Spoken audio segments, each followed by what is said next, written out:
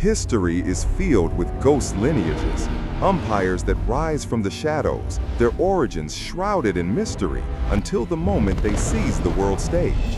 So too, in the deep time of the Mesozoic, great dynasties of life assembled their power in the quiet corners of the world, awaiting their turn. The Abelisaurids were one such dynasty, a southern house of bizarre and brutal predators whose story is etched in the bones of a lost supercontinent. Now let us open the chronicle and chart the rise and fall of this great dinosaur dynasty.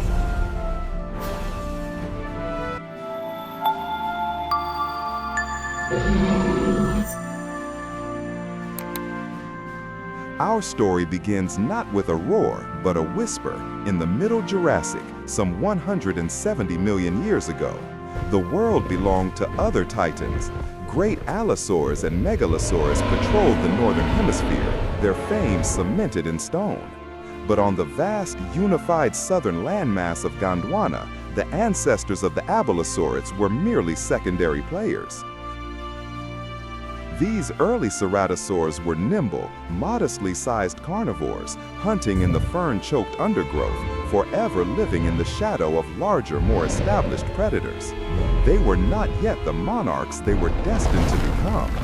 Here, in the earliest and faintest traces of their lineage, the fossil record reveals the forging of their unique dynastic identity. The Abelisaurid blueprint was being drafted in bone and sinew.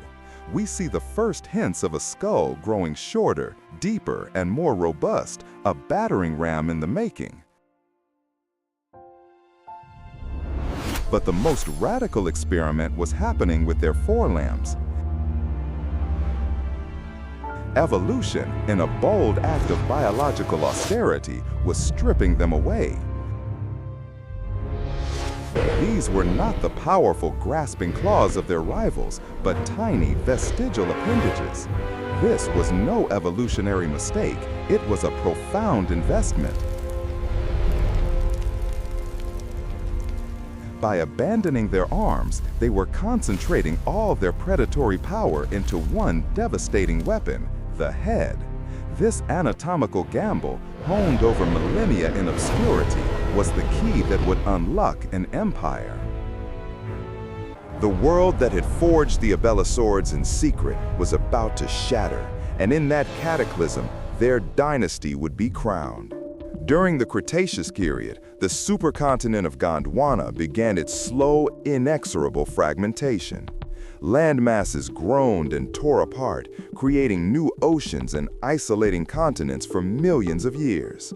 For many animal lineages, this was a disaster, a sundering of populations. But for the Abelisaurids, it was the dawn of their golden age.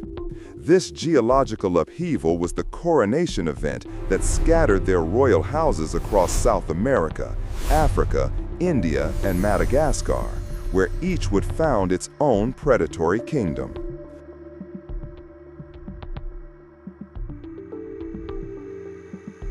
On these vast, lonely island continents, the dynasty truly came into its own. The ancestral blueprint was now perfected, creating a gallery of magnificent and terrifying monarchs. Freed from the dominion of larger predators, the Abelisaurid bow plan was pushed to its most glorious and brutal extremes. Their skulls became even shorter, deeper, and often heavily ornamented with rugosities, ridges, and horns, transforming into instruments of both intimidation and kinetic force. We can infer from the very structure of these bones, thick, reinforced, and fused, that they were designed to withstand immense stress. This was not the slicing bite of an allosaur, but a tool for gripping, crushing, and bludgeoning. Meanwhile, the forelimbs completed their evolutionary vanishing act, becoming so small in some species that they were anatomically useless, little more than bony vestiges. The dynasty had fully committed to its unique predatory philosophy, a living battering ram, powered by massive hind limbs and capped with a weaponized head. From this great diversification, history remembers the titans. In late Cretaceous South America, there was Carnotaurus, the meat-eating bull. An animal of astonishing specialization, it was the dynasty's ultimate expression of speed and power, a 7-ton missile of muscle and bone. With its unique demonic horns and a skull built for impact, it likely charged through open plains, a horrifyingly fast predator in a world of giant sauropods. Across the newly formed ocean, on the island of Madagascar, ruled Majungasaurus. More robust and stocky, its skull was a fortress of bone, ideal for ambushing prey in the dense floodplains. The fossil evidence here paints a particularly grim picture of its reign. Tooth marks on Majungasaurus bones match the teeth of its own kind, revealing a dynasty so dominant, so secure at the top of the food chain, that its greatest rival was itself. For tens of millions of years, from the pampas of Patagonia to the forests of India, the Abelisaurids were the undisputed apex predators.